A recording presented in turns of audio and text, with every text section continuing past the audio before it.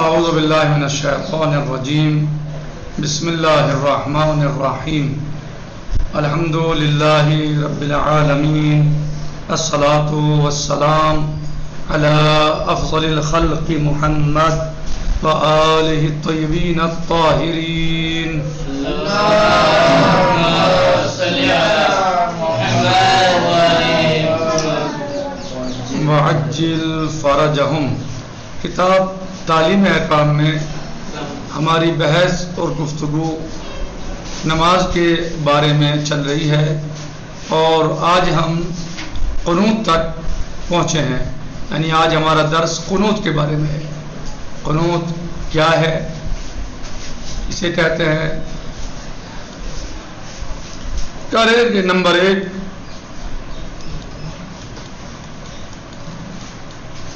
قنوت دوسری رکعت میں حمد و سورے کے بعد رکوع سے پہلے قنوت پڑھنا مستحب ہے. دوسری رکعت میں حمد و سورے کے بعد رکوع سے پہلے قنوت پڑھنا مستحب ہے. یعنی دونوں ہاتھ چہرے کے مقابل میں بلند کریں. ایسے صحیح، ایسے چہرے کے مقابل میں، ٹھیک ہے. اور دعا یا کوئی بھی ذکر پڑھے. کیا؟ دوسری رکعت میں حمد اور سورے کے بعد رکوع سے پہلے قنوت پڑھنا مستحب ہے. یعنی دونوں ہاتھ چہرے کے مقابل میں بلند کرے اور دعا یا کوئی بھی ذکر پڑھے. نمبر 2 قنوت میں کسی بھی ذکر کی قرات کر سکتا ہے.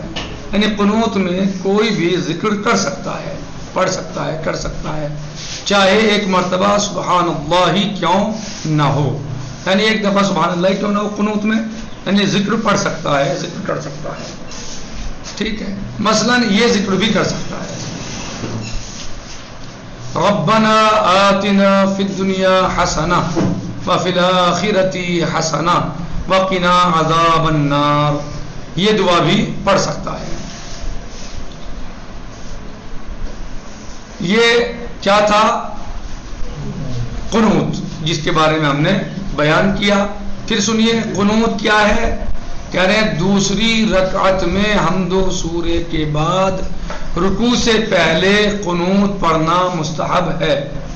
یعنی دونوں ہاتھ چہرے کے مقابل میں بلند کرے اور دعا یا کوئی بھی ذکر پڑھے. نمبر 2 قنوت میں کسی بھی ذکر کی قرات کر سکتا ہے، چاہے ایک مرتبہ سبحان اللہ کیوں نہ ہو. مثلا یہ ذکر بھی کر سکتا ہے ربنا آتنا فی الدنیا حسنہ وفی الآخرۃ حسنہ وقنا عذاب النار. یعنی یہ دعا بھی پڑھ سکتا ہے. ٹھیک ہے. اب ہماری گفتگو ہوگی تعقیبات نماز کے بارے میں. کیا کے بارے میں؟ تعقیبات نماز کے بارے میں. تو تعقیبات نماز کیا ہیں؟ کہہ رہے ہیں یعنی سلام کے بعد ذکر، دعا اور تلاوت قرآن میں مشغول ہونا. تعقیبات نماز کیا ہے؟ سلام کے بعد ذکر، دعا اور تلاوت قرآن میں مشغول ہونا. یہ تعقیبات نماز ہے. صحیح. جو آپ نماز کے بعد ذکر کرتے ہیں، دعا پڑھتے ہیں یا قرآن کریم کی تلاوت کرتے ہیں، کسی سورے کی یا آیت الکرسی کی یا جو بھی آپ پڑھیں، یا تسبیح حضرت فاطمہ سلام اللہ علیہا، یہ سب کیا ہے؟ تعقیبات نماز ہیں. یا جو آپ سلام کے بعد 3 دفعہ اللہ اکبر اللہ اکبر اللہ اکبر کرتے ہیں، یہ کیا ہے؟ یہ سب سے پہلے تعقیبات نماز ہے. سب سے پہلی تعقیب ہے نماز کی ہے. ٹھیک ہے. کیونکہ سلام کے بعد نماز تمام ہو جاتی ہے، اب اس کے بعد جو اللہ اکبر کہتے ہیں آپ 3 دفعہ، یہ کیا ہے؟ تعقیب ہے. ٹھیک. نمبر 1 کہہ رہے ہیں کہ بہتر ہے کہ تعقیبات کے وقت روبہ قبلہ ہو. یعنی قبلے کی طرف ہمارا منہ ہونا چاہیے، ہمارا چہرہ، ہمارا رخ قبلے کی طرف ہونا چاہیے تعقیبات پڑھتے ہوئے. بہتر ہے ایسا ہو. نمبر 2 تعقیبات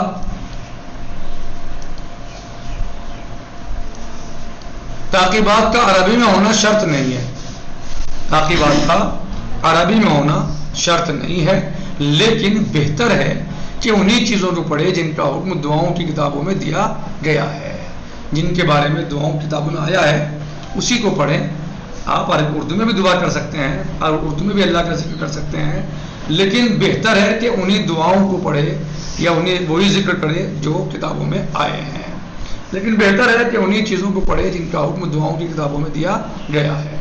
نمبر 3، تسبیح حضرت فاطمہ سلام اللہ علیہا بھی انہی مستحبات کا ایک اہم جز ہے۔ تسبیح حضرت فاطمہ سلام اللہ علیہا بھی کیا ہے؟ انہی مستحبات کا ایک اہم جز ہے۔ اس کا طریقہ یہ ہے کہ 34 مرتبہ اللہ اکبر، 33 مرتبہ الحمدللہ اور 33 مرتبہ سبحان اللہ پڑھا جائے۔ تسبیح حضرت فاطمہ سلام اللہ کا طریقہ کیا ہے؟ 34 مرتبہ اللہ اکبر، 33 مرتبہ الحمدللہ اور 33 مرتبہ سبحان اللہ پڑھا جائے۔ یہ طریقہ ہے، یہ تعقیبات ہے۔ ٹھیک، کوئی سوال تعقیبات میں؟ آپ کو کوئی سوال ہے؟ کوئی سوال ہے کسی کو تعقیبات میں؟ نہیں آ رہا، سمجھ میں آ گیا؟ تعقیب کے معنی کیا ہے؟ پیچھے، بعد میں۔ ٹھیک ہے، تعقیبات نماز یعنی نماز کے بعد پڑھی جانے والی چیزیں۔ تو سلام چونکہ آخری چیز ہے، ہم نے کہا السلام علینا وعلی عباد اللہ الصالحین، السلام علیکم ورحمۃ اللہ وبرکاتہ۔ تب ہم ایٹومیٹکلی طور پر نماز سے باہر ہو گئے، یعنی نماز ہماری پوری ہو گئی، نماز تمام ہو گئی۔ اب جب ہم نے کہا اللہ اکبر اللہ اکبر اللہ اکبر، یہ کیا ہے؟ تعقیب ہے، اسے تعقیب کہیں گے، یہ تعقیب ہے۔ ٹھیک ہے، اب اس میں آپ تعقیبات نماز میں آپ کوئی بھی ذکر کر سکتے ہیں، کوئی بھی سورہ پڑھ سکتے ہیں، کوئی بھی تسبیح پڑھ سکتے ہیں، اللہ کا ذکر کر سکتے ہیں، دعا پڑھ سکتے ہیں، وہ سب تعقیبات نماز میں ہے۔ لیکن بہتر ہے چاہے ذکر کسی بھی زبان میں ہو جائے گا، تعقیب ہو جائے گی، لیکن بہتر ہے کہ عربی زبان میں ہو اور ان دعاؤں کو یا ان ذکر کو کیا جائے کہ جس کا دعاؤں کی کتابوں میں ذکر کیا گیا ہے۔ فاطمہ جعفری سمجھ میں آ رہا ہے؟ فاطمہ جعفری سمجھ میں آ رہا ہے؟ تو بہتر ہے کہ عربی میں ذکر ہو اور وہی ذکر کیے جائیں جو دعاؤں کی کتابوں میں بیان کیے گئے ہیں۔ ان میں مثلا قرآن کے سورے ہیں یا آیت الکرسی ہے یا تسبیح حضرت فاطمہ سلام اللہ علیہ ہے، بہت بہترین تعقیب ہے تسبیح حضرت فاطمہ سلام اللہ علیہ۔ صحیح، یعنی امام صادق علیہ الصلوۃ والسلام فرماتے ہیں، کون فرماتے ہیں؟ زور سے بولو۔ بھائی امام علیہ السلام کا نام آنے پہ صلوات تو پڑھا تو کم از کم۔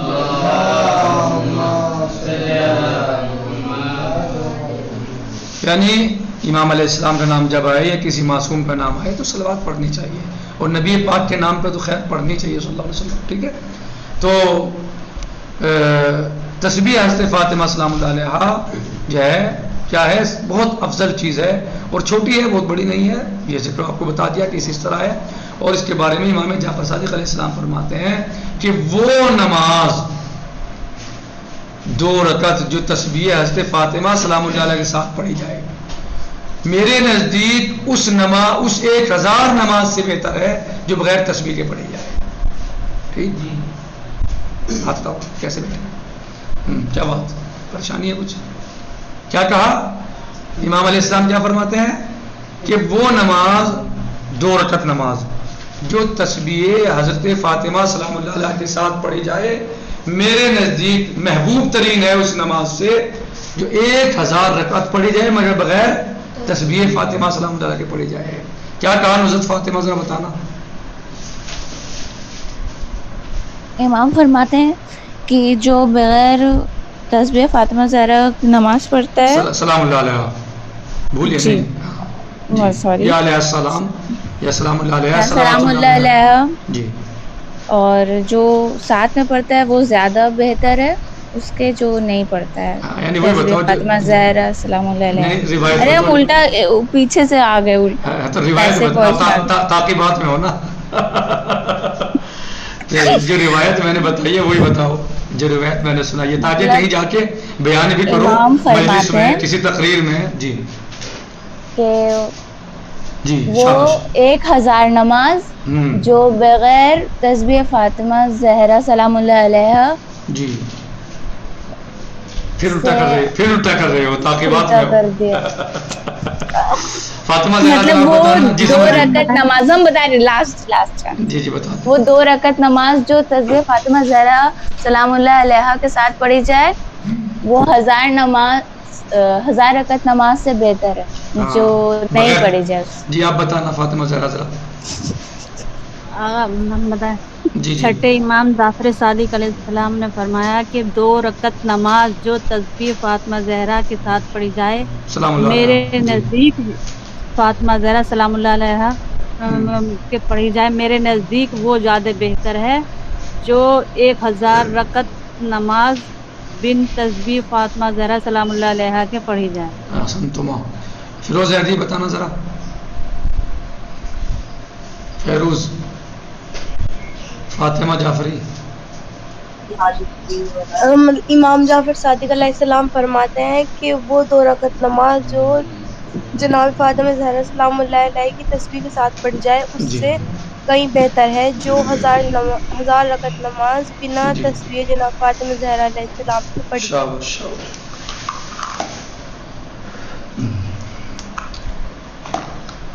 جی شاباش. آگے سمجھ میں کیا کہا بیٹی سے نام بتانا. 2 رکعت تسبیحات شاباش. فاطمہ صلوات اللہ علیہ ہاں اس سے پڑھیں 2 رکعت پڑھیں جی. تو میرے نزدیک وہ 1000 رکعت سے بہتر ہے یا عزیز ترین ہے محبوب ترین ہے کہ جو بغیر تسبیح حضرت فاطمہ کے پڑھے جائے. یعنی آپ 2 رکعت نماز پڑھیں تسبیح حضرت فاطمہ سلام اللہ کے ساتھ وسیم اور 1000 رکعت نماز پڑھیں بغیر تسبیح حضرت فاطمہ سلام اللہ علیہ کے تو وہ 2 رکعت امام صادق علیہ السلام فرماتے ہیں میرے نزدیک اس 1000 سے بہتر ہے. ٹھیک ہے. احسن تم. جی اب آئیے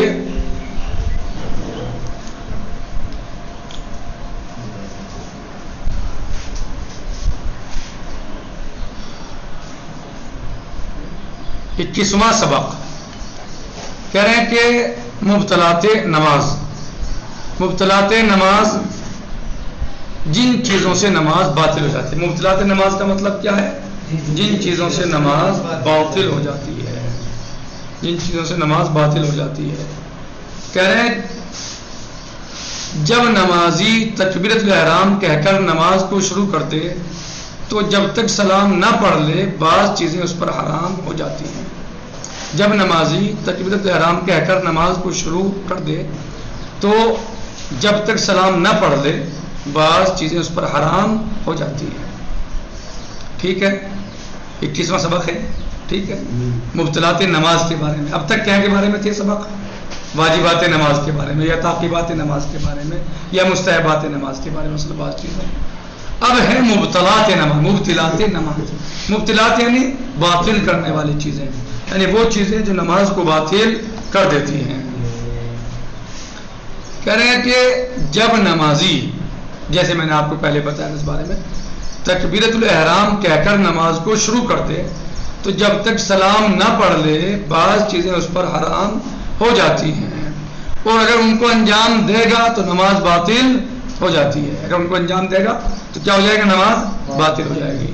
جن میں سے اہم یہ ہیں چیزیں تو بہت ساری ہیں لیکن اہم یہ ہیں. نمبر 1 کھانا پینا. نمبر 2 بات کرنا یعنی بولنا. نمبر 3 ہنسنا. نمبر 4 رونا. نمبر 5 قبلے سے رخ موڑ لینا. نمبر 6 ارکان نماز کو کم یا زیادہ کرنا. ارکان نماز کو کم یا زیادہ کرنا. ارکان نماز کو چاہے بھولے سے ہوں یا جان کے ہوں ارکان نماز یعنی جو واجب رکنی ہیں وہ چیزیں.